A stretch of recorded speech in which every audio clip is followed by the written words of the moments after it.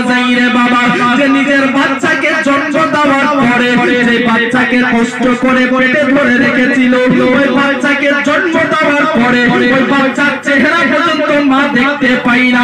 এক নজর মা যদি চেহারা গান দেখে নেয়, ওই সন্তানকে যখনই দেখে নেয়, সন্তান কানা হোক বোবা হোক, সন্তান ন্যাংরা হোক লুলা হোক, কালো হোক ভাই ফর্সা হোক, সেই সন্তান যেই রকমেরই হোক না কেন রে বাবা, জননী মা ওই সন্তানকে জন্ম দেওয়ার সময় যে দুঃখ কষ্ট যন্ত্রণা সহ্য করেছে, ওই সন্তানকে জন্ম দেওয়ার সময় বাবা মৌতের সঙ্গে মা লড়াই করেছে। জন্ম দেওয়ার পরে নিজের বাচ্চার চেহারাটা যখন একবার মা দেখে নাই, তখন তার সমস্ত কষ্টগুলো ওই মা সন্তানকে দেখে ভুলে যায়। মায়ের মনে আর কষ্ট থাকে না, মায়ের মনে আর মায়ের শরীরের দুঃখটা মায়ের শরীরের কষ্টটা কষ্ট মনে হয় না। মা যে 10 মাস ধরে আঘাত সহ্য করেছে, ওই আঘাতটার কষ্টটা সহ্য করেছে বাবা, ওই কষ্টটা মা চেহারাটা সন্তানের দেখে ভুলে যায়। ছেলেটার চোখ দেখে মা সমস্ত কথা ভুলে যায়। ওই মা সম্পর্কে বাবা শায়ের লিখতে আছেন যে দুনিয়ার বুকে আল্লাহ আল্লাহ রাসূলের পরে মায়ের স্থান, দুনিয়ার বুকে মায়ের মতো আপন আর কেউ হতে পারে না। সুবহানাল্লাহ, মহব্বতে বলুন বাবা সুবহানাল্লাহ। শায়ের কি লিখতে আছেন, একবার হাত উঠিয়ে বলেন না ইয়া রাসূলুল্লাহ, ইয়া রাসূলুল্লাহ। সবাই কিন্তু বাবা হাত উঠাচ্ছে, আপনাদেরকে ভালো লাগছে না?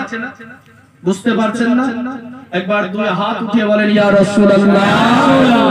जिनारा माँ के मोहब्बत करें हाथ उठिए बोले या रसूल अल्लाह के जगत से स्टोन आसनी जा से होई माँ जननी जगत से स्टोन आसनी जा से होई माँ जननी दियो ना कष्ट आघात तारे दियो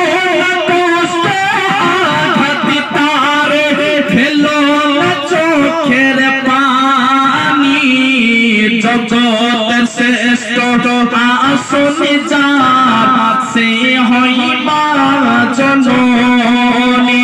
मोहब्बत बोले जोड़े बोले बाबा या रसूल अल्लाह, या रसूल अल्लाह।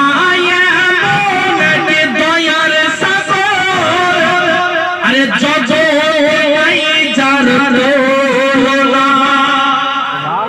माয়ের সঙ্গে দুনিয়ার কারো তুলনা করতে পারে, মায়ের মতো দুনিয়াতে কেউ হতে পারে না, মায়ের সঙ্গে কারো তুলনা হয় না। সুবহানাল্লাহ, আলহামদুলিল্লাহ। মোহাব্বতে বলেন সুবহানাল্লাহ।